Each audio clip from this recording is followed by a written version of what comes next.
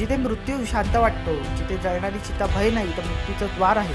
हे मंदिर नाही, हा मृत्यू आणि मोक्ष यांच्यातला दरवाजा आहे, पशुपतीनाथ. नमस्कार मित्रांनो, तुम्ही पाहताय मिस्टेरियस मराठी. आज आपण जाणून घेणार आहोत नेपाळमधील एक असं मंदिर जिथे मृतदेह जाळले जातात आणि आत्म्याच्या मुक्तीची प्रार्थना होते आणि जिथे शिव हे स्वतः पशुपती रूपात वास करतात.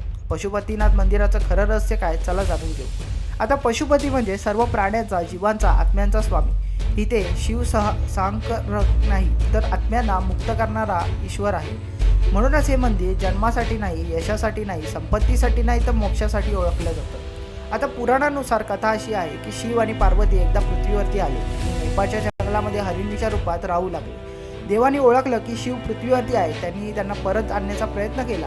त्यावेळी शिवानं आपलं शिंग तोडलं आणि ते शिंग पुढे शिवलिंग म्हणून प्रकट झालं. हा शिवलिंग आज पशुपतीनाथ म्हणून पूजला जातो.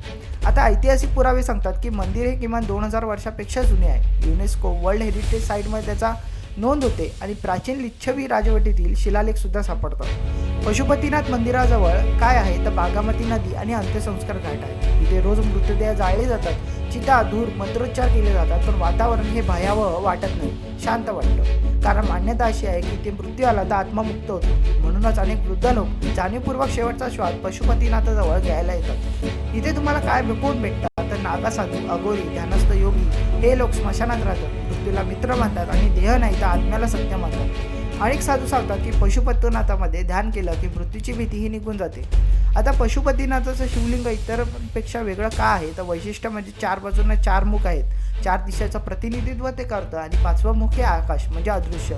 याचा अर्थ शिव सर्वत्र आहे. जन्म, जीवन, मृत्यू सगळ्याचा साक्षीदार तो आहे. आणि वैज्ञानिकदृष्ट्या पाहिलं तर मृत्यू स्वीकारणं म्हणजे मानसिक शांतता. मृत्यूचा स्वीकार केल्याने भीती कमी होते. शांत अंत म्हणजे तणावपूर्ण आणि तणावमुक्त असलेला मेंदू. म्हणूनच पशुपतीनाथ हे मानसिक मुक्तीचं केंद्र आहे. पशुपतीनाथ मंदिर हे फक्त देवस्थान नाही, हे मानवाला शिकवतं की मृत्यू हा शेवट नाही आहे तर तो मुक्तीचा दरवाजा आहे. जिथे जग संपतं तिथून आत्म्याचा खरा प्रवास चालू होतो. तुम्हाला काय वाटतं, पशुपतीनाथ म्हणजे भीतीचं ठिकाण की मोक्षाचं द्वार? कमेंटमध्ये नक्की सांगा. आणि व्हिडिओ आवडला असेल तर व्हिडिओ लाईक करा, शेअर करा आणि सबस्क्राईब करायला विसरू नका. धन्यवाद.